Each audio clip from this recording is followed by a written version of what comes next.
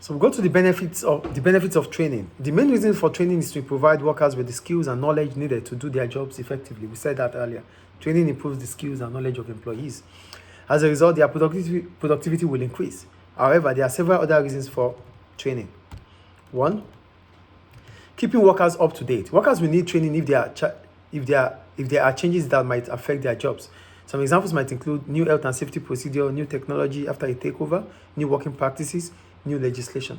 So whenever there are new things that are happening within the organization that affects the operations of the business, workers need to be aware and to be trained on that. New laws are coming up, new health and safety rules, new technology, advancement in technology, or there's a takeover. Another company is taking over your company. They need to be aware. They need to be inducted about it. They need to know about these things. So they need updates. That is what training will do. That's the first one. Improving labor flexibility. Some businesses train their workers in a range of different jobs so that they are multi-skilled. This provides businesses with added flexibility. So businesses train workers so that they can become flexible, so they can adjust to different changes within the business, different changes within the operations. Oh, they can work in the logistics department. Oh, they can work in the accounting department. Oh, they can work in marketing department. They have the flexibility. And this is what training will do. It will increase your flexibility. It will improve your skills and knowledge. Clear? The third one, improving job satisfaction and motivation. Workers will feel more secure if they are being trained to do their job effectively. When you invest, training is a form of investment. So do you get what I'm saying? Training is a form of investment. So if employers invest through training on employees, the employees will feel valued. They feel important. And that can motivate them to do better. Do you understand?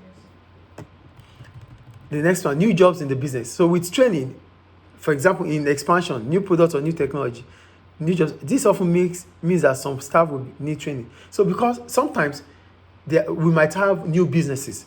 Oh, this is what we do. This is what we produce laptops. Now we want to start producing phones. So we need to train workers to know how to produce phones, yes or no? So training is involved. Training is needed. Is it clear? Training for promotion. Most of the time, when workers are being trained, it's likely to be because they want to be promoted. So they need to be trained on how to do or how to work or how to perform in their new position.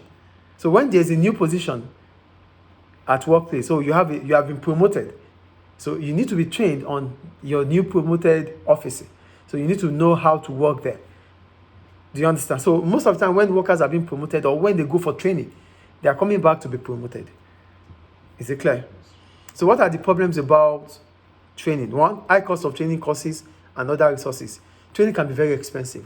It takes chunk amount of money and it increases the cost of production for businesses. So businesses feel reluctant to train workers. Do you understand? So that's the first one. Even if it is internal, you will still need to motivate the ones that are the trainers. If not, they would not want to train the employees. So either on the job or off the job, internal or external, it's expensive.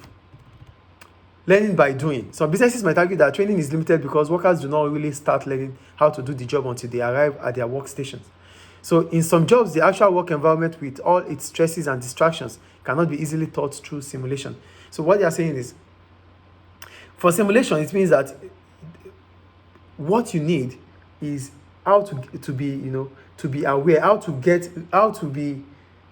get used to the office environment. That is how you learn, not when you have been training, reading books. And so the argument is that you don't need to spend so much on training.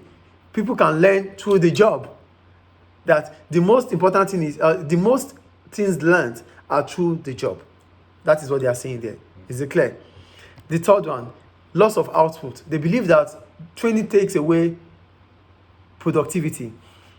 It makes people to not, it reduces the level of output because those workers will be, especially for off-the-job training, workers are leaving their office environment to go for training. So that means they are being trained outside the working environment. That means they won't be working and they will be paid for that. So that is the point about loss of output. Is it clear? And the last one is that employees leaving. So when they are being trained, they become